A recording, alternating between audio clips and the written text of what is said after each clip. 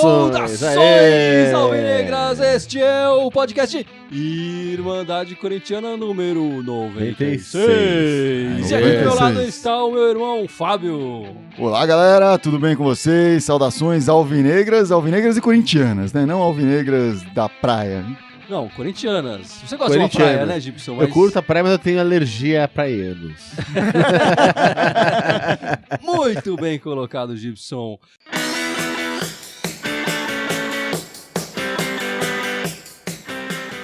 Então vamos começar falando do Corinthians, dessa semana que o Corinthians teve. E como destaque, a gente tem o esquema do Carille, né? A gente já falou um pouco do esquema do Carille anteriormente, exatamente. Mas de uma forma mais crítica, né? E agora parece que a gente encontrou o esquema, né? São 3 jogos nesse 4-2-4, digamos assim, né? Se é que é pra colocar números aí. Uma vitória, uma bela vitória contra a Porcada. Um empate 0-0, mais ou menos. E agora um novo empate no Clássico. Mas eu acho que esse time mostra um pouco mais de competitividade, não é, Fábio? Ele tá mais competitivo. Acho que tem muito a ver com a liberdade que dá de você ter o Jadson e o Rodriguinho lado a lado, né? Ou, no caso, até mesmo no meio de semana, o Matheus Vital. E aquela coisa, você aumenta suas chances, né? Porque a gente tava sofrendo muito quando o Jadson não tava inspirado. E hoje, por exemplo, o Jadson teve um dia nada inspirado, mas o Rodriguinho tava aceso e tava fazendo um diabos lá, enfim. Não vou dizer que deu super certo pro time como um todo, mas funcionou, assim. Então, acho que o esquema realmente parece que foi encontrado, pelo menos o esquema para esse início de ano, né? No ano passado a gente viu que não dá para manter um esquema somente. Verdade. Mas... Porque a gente continuou com o mesmo problema do ano passado, aí já mudando um pouco de assunto, mas só para fazer um parênteses aí, que é a falta de elenco, né? Sim, é o que eu ia falar. Se o esquema está montado, faltam as peças para deixar esse esquema melhor ainda, né? Pra deixar esse esquema com mais eficiência. Mas esse esquema veio da falta de peças, né? Na verdade. Exatamente. Não tinha um centroavante, um homem de área pra ficar ali na frente, então vamos fazer um arco ali na frente e ver o que acontece. Né? Dá mais liberdade. A falta de peça é um dado. Faz parte faz tempo do esquema. Faz parte do esquema. Mas mesmo assim a gente tá rodando, assim, a gente decidiu, não vamos comprar lá o Cadillac, vamos comprar o Fusca. Sim. Mas ainda estamos usando o Fusca com step. Exatamente. Ainda tá faltando o pneu de verdade ali, né? Mas o esquema parece que está funcionando, quer dizer, o time parece mais bem encaixado, tem feito jogos melhores. E eu acho que nessa fase final do Campeonato Paulista e para essa fase de grupos da Libertadores, eu acho que dá para o gasto. Claro que para o brasileiro, para uma competição, até para outras fases mais agudas da Libertadores, o Corinthians precisa de jogadores, né? A gente sente falta de uma referência ali no ataque, apesar dessa dupla Jadson e Rodriguinho, um joga bem, o outro não joga tão bem, um joga bem, outro joga tão bem, até que tá rolando. Mas tendo um atacante ali na função de verdade, um que seja bom, né, que marque gols, não um casinho, digamos. Era o ideal, né, Gibson? Mas já tem o não casinho, o Júnior Dutra ali. Eu não sei se a falta no cara ali na frente. Acho que se o esquema tivesse, se o Jadson tivesse no momento bom, o que ele não tá, se o Romero tivesse no momento melhor, não vou dizer bom, porque bom exatamente o Romero nunca foi, mas se ele tivesse no momento melhor, acho que a gente não estaria reclamando da falta de um cara ali na frente. É verdade. Porque o time ia tá entrando por tudo quanto é lado na área adversária. De repente, eu acho que esse esquema é mais interessante do que ter um cara parar lá na frente, um cara de referência. Mas a questão é se os caras vão corresponder aos fatos ali, não. Não é tu botar um cara de referência e a bola não chegar lá na frente, né? Que é um aprendizado lento, né? O ano passado, o esquema também começou de um jeito, foi se moldando, e o esquema que encaixou foi esse com um cara de referência lá na frente, que era o Jô. Claro. Só que aí não temos um novo Jô, temos o contrário de um Jô ali. Claro. Temos um cara que não serve pra nada, ou outro cara que não serve pra nada. E o Jô não só no cara pra finalizar, mas como ele distribuía a jogada, ele fazia o famoso pivô ali na entrada da área e distribuía. Ele segurava a bola, fazia tudo. Exatamente. Tudo que você pede de um 9, ele tava fazendo ali. Exatamente. E não temos mais um 9 aí, né? O pessoal tem até tá comentando aqui nesse início de transmissão, falando isso, falta um 9 e tal, já tem gente conectando o Carille aqui, etc. Enfim, as coisas estão... Mas eu acho que... Então, falando aqui, enquanto o Carille teimar com ex-jogador em atividade Júnior Dutra e não colocar os jovens do Paulista, eu vou continuar criticando ele aqui. Aí falaram, hoje era jogo pra Vital, isso o outro rapaz falando. Então as coisas estão andando aí. Quem fez esse comentário que você disse foi o Walter José de Mello. Isso, Walter José de Mello, e depois o Pimenta, Luciano Pimenta, complementou que era jogo pro Vital. Mas vamos falar um pouco aí mais da semana então, de forma mais ampla. Por acaso na quarta-feira eu não pude ver o jogo, então eu queria ouvir de vocês que viram o jogo, assistiram este maravilhoso 0x0 arrancado fora, como que foi o jogo aí nesse novo esquema tático, mas com o Matheus Vital, etc. Faço as minhas palavras do Fábio, porque eu tava tocando na quarta-feira, eu não vi o jogo. Só viu? Eu tava vendo você... Não, eu tava vendo o Foo Fighters tocar. Você tava com o Foo Fighters? Não, graças a Deus não. Bom, só eu vou falar aqui do jogo do Milionário. Então fale do jogo dos Eu só vi os Milionários. melhores momentos, eu comento os melhores momentos, você fala do resto. Bom, maravilhoso o jogo, realmente é um exagero do meu irmão aqui, né? Bem grande. diria. Não, o resultado foi bom. Também não foi maravilhoso. Não foi maravilhoso, mas foi bom. Não foi um jogo ruim, foi um jogo fraco tecnicamente. As duas equipes deixaram muito a desejar. Ficou claro pra mim que esse Milionários é um time bem fraquinho, especialmente no segundo tempo. Se o Corinthians tivesse pressionado um pouco mais e tal, eu acho que o Corinthians sairia com a vitória. Meteu uma bola na trave com o Henrique, o zagueiro, né, numa virada ali, num escanteio. Mas se tivesse um pouquinho mais de esforço, talvez saísse com a vitória. Ou 0x0, um empate fora de casa, não é um mau resultado. Dissemos aqui no podcast passado. Mas você sentiu o time acomodado com o empate fora de casa ou você achou que não foi pra cima porque sei lá, faltou o jogo mesmo? Eu acho que o time foi pra empatar. Eu acho que essa é a verdade. O cara ele não falou isso, enfim. A sensação que deu é que o time foi pra empatar. Se achasse um gol e tal, ia tentar segurar 1x0, claro. Mas o time foi pra empatar. E conseguiu um empate 0x0. Levou poucos sustos. Eu acho que o Cássio não fez nenhuma defesa. Eles chegaram próximos ali do gol, mas as conclusões do time deles foram cada uma mais bizarra que a outra. Cada uma mais pra fora que a outra. Então, a impressão que eu tinha é que o Corinthians poderia ter forçado um pouco mais e saído com um resultado melhor. Mas eu acho que você falou, o time foi pra empatar. Eu acho que parte disso tem a ver com o fato de ser a abertura da Libertadores marcada entre dois clássicos, né? Sim. O time se desgastou bastante, Com jogou viagem no bastante meio lá com e o Palmeiras, tal, foi pra Colômbia, que é uma das localizações mais distantes possíveis de se jogar dentro de uma Libertadores, já que os mexicanos não estão mais jogando, né? E agora voltou pra enfrentar o Santos, né? Então isso não é fácil, assim. Talvez até por isso que o Rodriguinho tivesse aceso hoje e o resto do time não tivesse correspondendo, porque ele não precisou ir, né? O Rodriguinho estava suspenso lá porque ele tinha sido expulso na última partida da Sul-Americana, que a gente fez no ano passado, e o Matheus Vital começou jogando e mostrou personalidade o garoto ali. Claro, ele não tem o mesmo entrosamento com a equipe que o Rodriguinho tem. Ele chegou no Corinthians esse ano e tal, mas ele já mostrou uma personalidade, mostrou que tem futuro o garoto aí. Nesses primeiros minutos dele, né? Mostrou que pode render alguma coisa a mais aí. Acho Vamos que sim, esperar. tem que ir aos poucos, mas acho que ele entregou o que precisava entregar ali. Demonstrou. Por enquanto não Se decepcionou. tivesse feito brilhar os olhos de todo mundo, ia ter sido maravilhoso, É. né? Ter feito um golaço, alguma coisa claro. assim, teria sido Ele bonito. nem tanto ao céu, nem tanto à terra, né? Ele não foi uma maravilha do outro mundo, mas também não foi ruim e tal. Sim. Jogou bem. Por uma estreia de titular e tal, é difícil, deve ser difícil jogar. Primeiro jogo internacional que ele estava fazendo, inclusive, primeiro jogo titular com a camisa do Corinthians, fora de casa e tal. São coisas que pesam e ele mostrou que tem personalidade, né? Não amarelou, digamos assim, né? Enfim, conseguiu esse resultado fora, um empate, acho que dentro das expectativas do grupo tá ok, né? E aí no grupo teve aquela surpresa do... O Lara, o Lara, exatamente. acabou ganhando do Independente da Argentina. Então, isso já... Ele é o líder do grupo, por enquanto, no momento. o time da Venezuela, que é o próximo adversário do Corinthians. Isso. Só o Corinthians pega o Lara em casa Pega agora. o Lara em casa. Então, uma vitória já coloca o Corinthians, por exemplo, na liderança do grupo. Então, pensando assim, não foi um mau resultado. Um mau resultado foi, com certeza. O Walter José de Mello respondeu aqui, o Sheik todo jogo entra sem condições, apenas para fazer número. Ele pergunta por que nunca coloca o Luca quando tá faltando 5 minutos, sempre coloca o Sheik. Olha, eu não sei, o Sheik, na verdade, nesse jogo dos Milionários, pra mim foi uma surpresa, que ele entrou, e ele entrou com mais o espírito da Libertadores, entrou dividindo, entrou sendo mais catimbo Combativo. ali. E ele foi melhor, eu acho que deve ter sido o melhor jogo do Sheik até agora, né?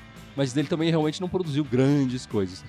E aí eu não sei, o Carille tem preferido o Sheik, tem preferido o Dutra ao Luca, né? Eu acho que o Carille, até onde eu sei, nunca respondeu essa pergunta, então eu tenho que fazer pra ele a pergunta. O Luca, assim, pra mim, é um jogador que o Corinthians queria negociar no início do ano, não achou interessados, ou as propostas que vieram não foram tão interessantes, e tá no elenco por isso, né? Ele era um jogador meio que dispensável e moeda de troca.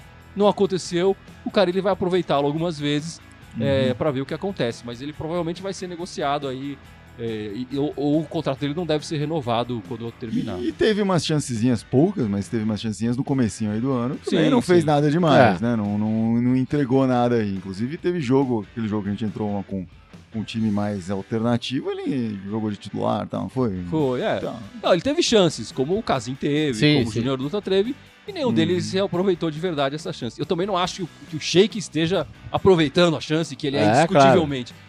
Esse questionamento que ele tem, eu também teria. Eu acho que poderia ter entrado o Luca hoje e não o Sheik. Por que entrou o Sheik? Não sei. Preferência do Carille. vamos ver. A gente faz a pergunta numa próxima coletiva de imprensa que a gente participar com o Carille. A Beth Gil falando pra colocar o Piá que veio da ABC, pra ver se ele mostra que veio. Ele ainda não tá inscrito no Campeonato Paulista, esse é um problema, né? Ele deve ser inscrito na próxima fase. Na Libertadores eu acho que ele já tá inscrito, mas no Paulista ele não pode jogar. O Magno Ramos aqui perguntou do tal do Piá do ABC, falou, esse Matheus Matias vai ser um novo Luigi? O Luigi é o outro rapaz que veio do CRB, na verdade, o Luigi. Ele nunca foi aproveitado de verdade pelo Corinthians, né? Sempre foi emprestado, etc. Até teve um momento bom no começo do ano passado, acho que... com que time que ele jogou ano passado? Foi o Figueirense? Acho que foi. Foi o Figueirense, teve um momento bom ali, mas não teve continuidade aí, né? Infelizmente não rendeu o que se esperava. Esse Matheus Matias parece ser muito mais legítimo uma contratação do que o Luigi, né? Parece ser diferente. Acho que... A comissão técnica trata ele de uma maneira bem diferente do que esse Luigi, até o momento, né? Inclusive escrevendo ele na Libertadores e tal. Então, vamos esperar. E já dizendo que ele deve ser inscrito na próxima fase do Campeonato Paulista. Então, eu acho que ele vai ter uma chance aí. E se ele tiver a chance de aproveitar, fizer gols, coisa que o Casinho e o Dutra não fizeram, Claro. ele é o concorrente forte aí pra ganhar uma posição no time. Exatamente. Com certeza, né? O Franklin já pode abrir aí o nosso próximo pauta aqui, que ele perguntou, hoje o Corinthians vacilou? E aí a gente já pode começar a falar do jogo de hoje, respondendo ao nosso amigo Franklin aqui, né? Eu acho que deu uma vacilada sim, Franklin. Eu acho que deu uma vacilada sim. O jogo nunca esteve ganho completamente com o Corinthians. Eu acho que também tem que deixar claro, né? O Corinthians dominou uma parte do jogo, mas o Santos também dominou outra parte. Enfim, era um jogo muito aberto. Ao contrário do jogo de quarta-feira, que foi um jogo de poucas chances e quando chegava no ataque eram tentativas bem frustradas, esse jogo já foi mais incisivo. Quer dizer, o Santos cruzou muitas bolas na área do Corinthians. E o Corinthians, quando chegava, obrigava o goleiro deles ou a defesa do Santos a trabalhar de verdade, né? Sim. Mas era um jogo meio equilibrado. O Corinthians nunca foi dono completamente da partida. E aí teve o apagão no Pacaembu, né? Que é um absurdo, mas... Toda hora, né? 50 minutos parado e quando o jogo voltou, o Corinthians voltou meio sonolento, eu achei. Eu achei que o segundo tempo ele já tinha voltado mal. Já tinha voltado mas mal. Acho que depois do apagão foi pior. Voltou pior ainda, né? Mas foi isso, assim, o Corinthians jogou um primeiro tempo razoável, decente, na minha opinião. Não foi bem e depois que fez o gol deu uma acomodada, eu achei. O gol que... Enfim, quando a gente viu pela primeira vez, eu achei, puta, golaço, o cara colocou a bola do jeito... Mas, enfim, contou com um desvio lá, mas ainda assim foi um gol bonito. Mas foi aquele gol meio achado, assim, não foi aquela puta jogada super trabalhada. Foi uma trabalhada não, e tal. Mas é legal, eu acho que é legal. O René Júnior entrou muito bem na equipe, né? Sim. Esse gol coroa um pouco a participação que ele teve nas últimas partidas, que ele jogou bem. Claro, e tem a ver com esse novo esquema tático também, esse posicionamento, entrar com esses dois volantes. Eu acho que uma coisa legal que a gente viu no primeiro tempo e faltou no segundo, é aquele toque de bola do Corinthians ficar rodando a bola pra lá e pra cá, aquele balanço da bola, que enfim, acabou rendendo, por exemplo, o primeiro gol contra o Palmeiras, veio nessa, né, de ficar tocando pra lá, pra cá, volta, aí abre a oportunidade. Ficar mais com a bola no pé. Infiltra e vai, quando abre um pequeno brechinha ali. E no segundo tempo hoje o Carille tinha pedido justamente isso, um pouquinho antes do gol do Santos. Acho que ali uns 5 minutos antes ele pediu, falou, olha, segura mais a bola, chamou o Jadson. Ele já voltou do intervalo pedindo isso, né? É. Mas o Corinthians nunca conseguiu fazer isso de verdade nesse jogo. Eu acho que o jogador mais lúcido do Corinthians foi o Rodriguinho, né? Hoje sim. Até porque não teve que ir pra Colômbia, né? Eu acho que sim. Eu acho que ele tava mais descansado. Ele jogou muito bem. Acabou sendo eleito aqui pela Irmandade o craque do jogo. Apesar do gol ter sido do René Júnior e do René Júnior ter feito uma boa partida também, né? Também, acho que assim, o Balbuena não comprometeu, acho que nem mesmo no lance do gol do Santos, ele não tava ali no bololô. O René Júnior também foi bem, fez o gol, etc., ajudou na marcação. E o Rodriguinho foi quem carregou o piano do meio pra frente, assim, apesar do gol ter sido feito pelo René Júnior, né? Mas o resto do time inteiro, pra mim, foi mal. Assim, eu não vejo nenhum outro jogador que eu possa falar, nossa, esse cara se salva ali no meio, né? E em especial o Romero e o Jadson, achei que foram muito mal, assim. O Jadson já jogou mal contra o Milionários na quarta-feira, mas hoje ele jogou pior, eu achei. Acho que contra o Milionários ele ainda deu uns chutes, ele ainda conseguiu... Por incrível que pareça, na altitude ele conseguiu acertar mais passes e lançamentos. O Pacaembu ele parece que sofreu mais. Eu acho que o Corinthians sofreu porque eram 3 partidas, como a gente falou aqui já desde semana passada, 3 partidas grandes, né? Sim, 3 contra partidas o Palmeiras, que demandam muita concentração, muita intensidade do time, com né? essa partida da Libertadores e outro clássico agora. E o Carille não conseguiu...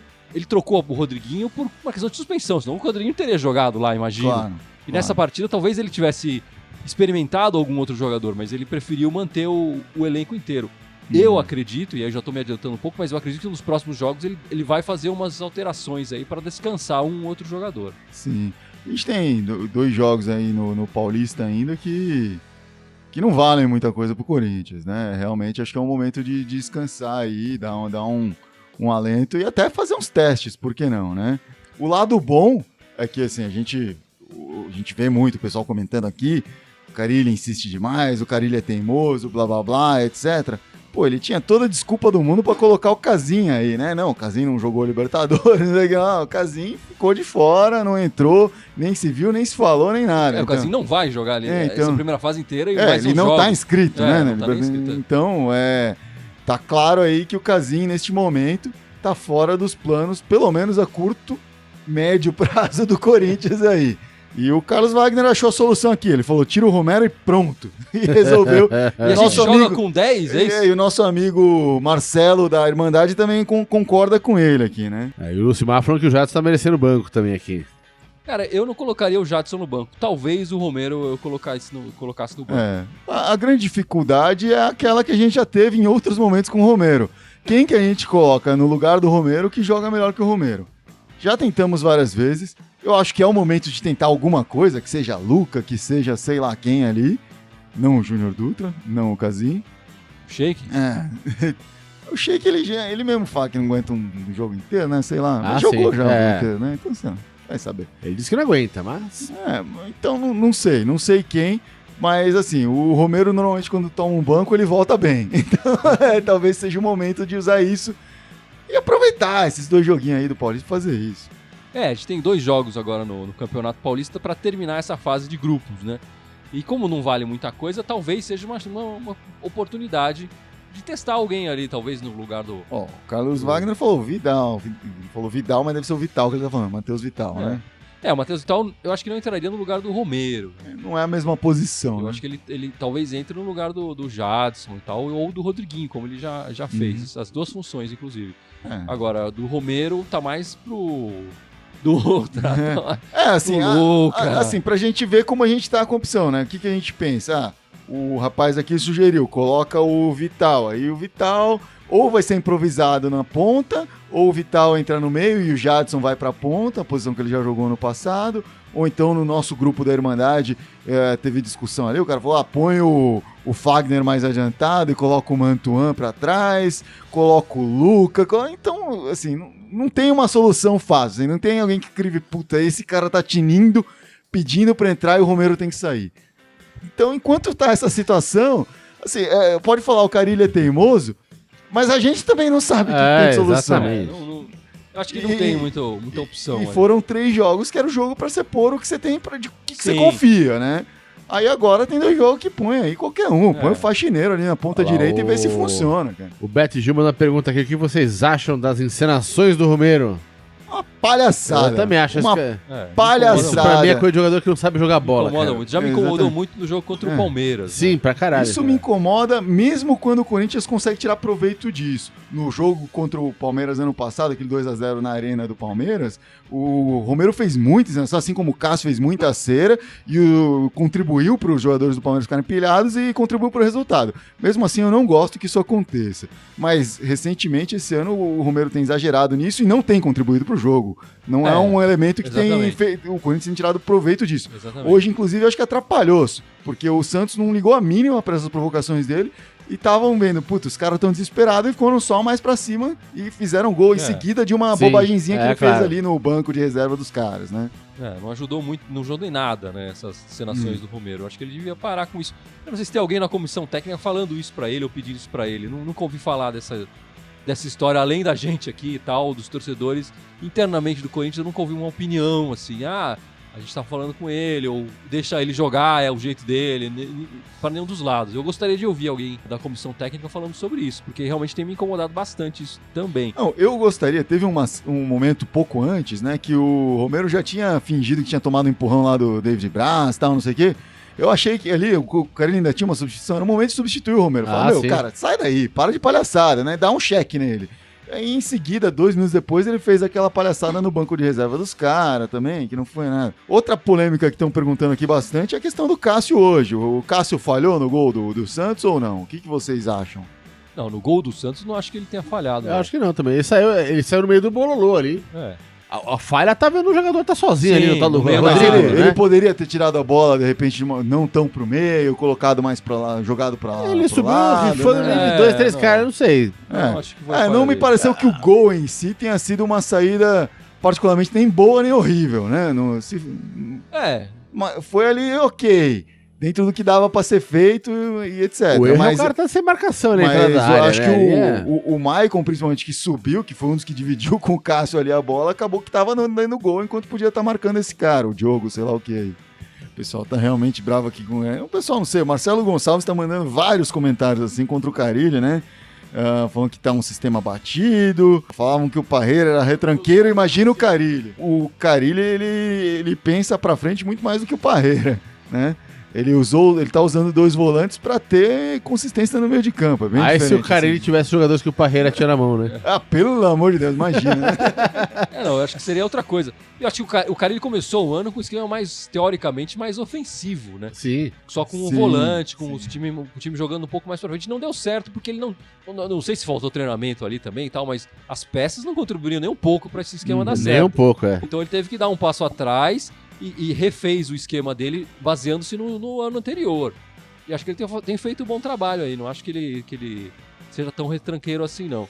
A gente tem que falar a verdade, né? O Corinthians tem defesas sólidas e isso aí tem dado campeonatos pro Corinthians nos últimos anos, né? E outro que estão falando bastante aqui, o Magno Ramos, o Marcelo Gonçalves, o Fausto Palme, todo mundo discutindo o John Thomas Mello, discutindo o Pedro Henrique e o Henrique, assim, estão estranhando como aconteceu essa saída do Pedro Henrique e o Henrique entrou, e falando, não, isso aí prova que o jogador que ganha mais acaba levando a titularidade aí, né, não por merecimento.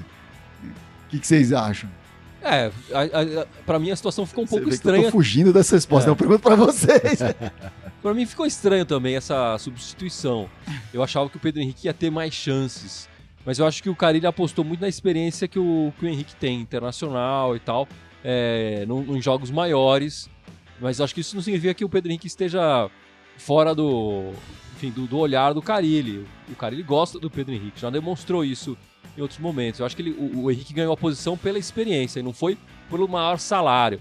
Eu também não acho que o Henrique esteja jogando tão mal assim pra gente falar, não, volta a Pedro Henrique. Também não é assim também, né? Mas vamos só recapitular aqui. O Pedro Henrique, quando ele saiu do time, qual que foi o contexto que ele saiu? Ele saiu num momento que o Carille foi testar jogadores, né? Não foi? Ou foi cartão amarelo? O que aconteceu? Não, ele saiu porque foi opção do Carille. Foi opção, mas foi um daqueles jogos que entrou todo mundo reserva, um time meio alternativo. O Henrique chegou depois, enfim, ele aí, e depois desse jogo ele acabou ficando, né? Acho que foi isso. 1 ou 2 jogos no banco, e aí depois entrou uma vez e ficou. Ele não saiu depois que entrou, né? Ele entrou e ficou, o Henrique. Eu acho que ele entrou e acabou demonstrando o mesmo nível, na pior das hipóteses, o mesmo nível de qualidade que o Pedro Henrique. E ficou com a vaga justamente por ser mais experiente. Tinha jogos assim que precisava do cara mais experiente lá, né? O clássico, o Libertadores, etc. Acho que também tem um lado aí de dar uma preservada no Pedro Henrique. E óbvio, você tem que, de alguma forma, não é justificar a contratação, mas você contrata o cara porque você precisa daquela vaga, né? Não, enfim, tem um pessoal defendendo o Pedro Henrique, eu acho bem legal. Eu defendo bastante o garoto também. Assim como o Léo Santos. Assim como o Léo Santos, que é o garoto que poderia ter mais oportunidades. Mas, quando o Pedro Henrique joga titular, também a gente recebe um monte de mensagens falando que ele não pode jogar com a camisa do Corinthians e tal.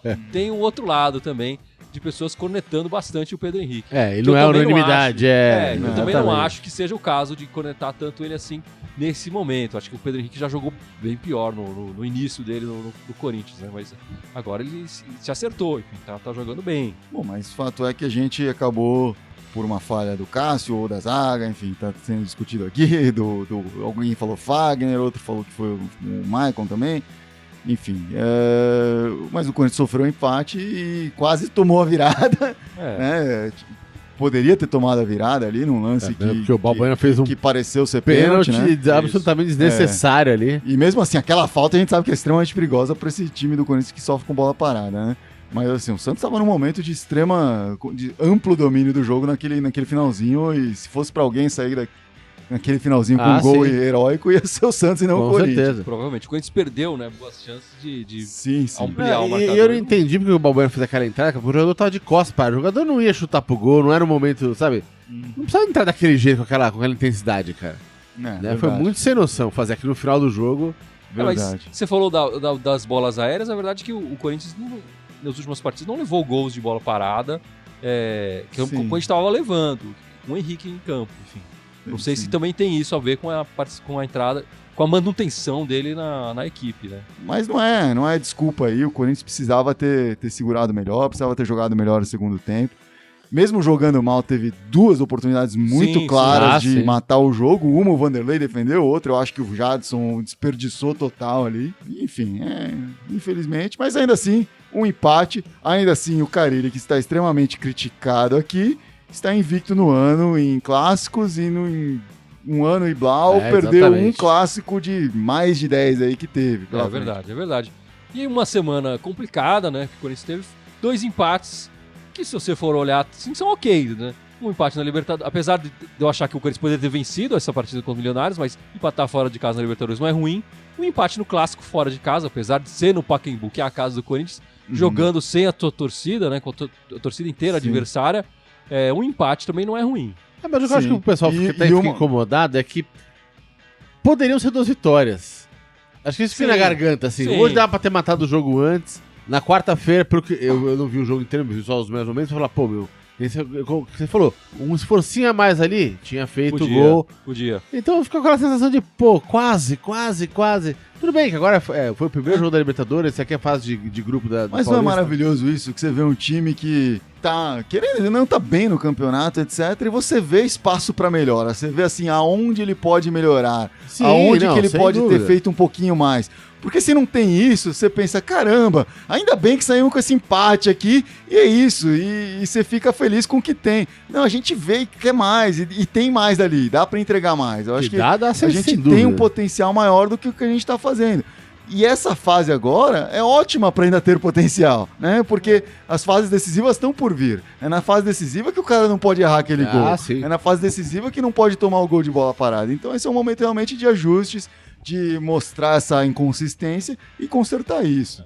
Que sirva de lição, né? Que fique essa partida como uma lição também, ó. A gente marcou o gol, mas bobeou no segundo tempo demais, entrou meio mole, perdemos gols, não pode acontecer isso. E a próxima partida do Corinthians é na quarta-feira, na Arena Corinthians, agora na casa do Corinthians de verdade, onde, até onde eu me lembro, nunca faltou luz, contra o Mirassol, 9h45 da noite. Que maravilha. Mirassol, que é do grupo do Santos, né? E que, se não me engano, é o último colocado do grupo do Santos. Apesar de estar meio... Tá mais embolado, né? Já tá ali o grupo. Com 11, 12 pontos, alguma coisa assim, né? Quem mais tá apanhando aí, sofrendo para um possível rebaixamento é o Linense, e acho que o Santo André são os que não tem nem 10 pontos ainda no campeonato, né? E no domingo nós temos uma outra partida do Corinthians para encerrar essa fase de grupos do Campeonato Paulista. Exatamente. Em Ribeirão Preto contra o Botafogo de Ribeirão, domingo, 5 da tarde, em Ribeirão, terra do chopp. Exatamente, terra do pinguim ali, né? Pinguim, exatamente. Pinguim. O Sócrates adorava tomar o chopp dele ali no pinguim. Eu não posso discordar do Sócrates. Chopp é maneira de falar, né? A gente gostava mesmo era de pinga, né? Da breja, da pinga, o que tivesse enchendo o copo dele, tava valendo. Mas é aquilo, acho que esses 2 jogos agora é pro Corinthians, pelo menos o do meio de semana, certamente, é pra dar uma descansada no povo, recuperar as pernas. Teve uma semana aí muito intensa, 8 dias com jogos, e eu acho que o saldo foi positivo no fim das contas para esses 3 jogos aí que o Corinthians fez. E o último jogo, se bem que ir para Ribeirão Preto jogar também não é, né? Vamos economizar a perna também, né? Se der, vamos economizar. O Corinthians hoje ele precisa, se ele ganhar um desses 2 jogos, ele já garante a primeira posição do grupo. Tem um pouquinho de chance, talvez, que o Bragantino alcance ainda, mas é mais difícil. Mas, enfim, acho que precisa realmente agora descansar um pouco, rever, melhorar, dar aquela afinada aí, porque vai ter em breve fase decisiva da Libertadores do Paulista.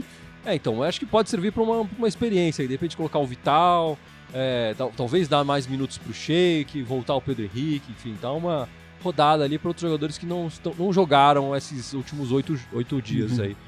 O nosso amigo português está reclamando que o jogo de quarta-feira vai ser às 00:45 lá em Portugal, tadinho. E ele é ávido, ele estava acompanhando aí, mandando mensagem pra gente enquanto assistia o jogo contra o Milionários ali até o fim. Muito bem, Rui, acompanhando aí. Em Portugal passa a noite acordado acompanhando o Corinthians. Enquanto uns e outros aqui ficam tocando, enquanto o Corinthians tá fazendo bobagem, show, enquanto o Corinthians... Fighter, o cara lá em Portugal tá de madrugada assistindo, né? Parabéns, isso aqui é ser corintiano mesmo, parabéns pra você. E o Igor pergunta aqui, Igor Lotero, qual camisa 9 ideal pro Corinthians? É o Jô. Eu acho que é o Jô. Esse eu respondo, nem pergunto pra vocês. E pra vocês, quem que é? Bom, se vale falar o Jô, é o Jô. Quem sou eu pra discordar? O Messi? O Messi seria um falso. O Messi é pro esquema tático atual, né? Ele ia lutar por posição com o Romero. Talvez se o Messi entrasse, o Romero se mancasse e jogasse melhor pra manter o Messi no banco. Exatamente. Mas tinha que voltar pra defender. Tinha que voltar pra defender. Muita gente falando do Pedrinho, todo o podcast exatamente. O pessoal pergunta muito do Pedrinho. O Pedrinho teve problema aí de anemia, deficiência de ferro e tal, né? Lembrar todo mundo aí, o pessoal da Irmandade, coma feijão, fortaleçam-se, né? Não pode ter esse tipo de problema, senão você pode ser prejudicado aí. Pus a panela de ferro. Prefiro anemia. Prefere anemia. Você tá bem longe da anemia, eu diria. Você não precisa se preocupar com isso. Eu vou comprar aquela camiseta. Eu venci a anorexia. O bife de fígado, no seu caso, seria pra um transplante. Exatamente. Vou comprar aquela Eu venci a anorexia. O Marcelo Gonçalves concorda que se chegar o Messi, o Carilli não vai tirar o Romero mesmo assim. Um cara que poderia ter vindo aí pra essa vaga do Romero e que acabou não vindo é o não chinês, o Alex Teixeira, né? Que a gente falou muito exatamente. Nos últimos 2 podcasts sobre a possibilidade dele vir e tal. E acabou que não fechou, né? Os chineses, eles falaram uma coisa e na hora de fechar falaram outra. E aí não tem negócio, né? E eu vi com uma entrevista do empresário, eu não lembro quem que era, que ele falou que isso é comum com os chineses. Não. Negociar que com os chineses que isso é padrão, assim. Tipo. Eles falaram, vocês querem mesmo? Então agora é mais caro. Tipo, o chinês é bom de pagar. Você combinou com eles uma coisa, assinou, eles vão te pagar em dia, vai ser tudo certinho. Sim. Agora, até você chegar nesse ponto, às vezes eles ficam meio... vamos negociar, não vamos, sei lá o que. Então, eles mudaram de opinião, de ideia, dobraram o valor. O Corinthians, que não tem dinheiro, já ia ser difícil pagar o que eles estavam pedindo, o valor dobrado, menos ainda. Boa sorte pro Alex Teixeira. Será que a gente não pode voltar lá pro clube que a gente vendeu o Renato Augusto e falar que a gente mudou de ideia também? Não, depois que fechou, não pode mudar de ideia. Né? Depois que assinou, não pode. Poxa, erramos aí então, né?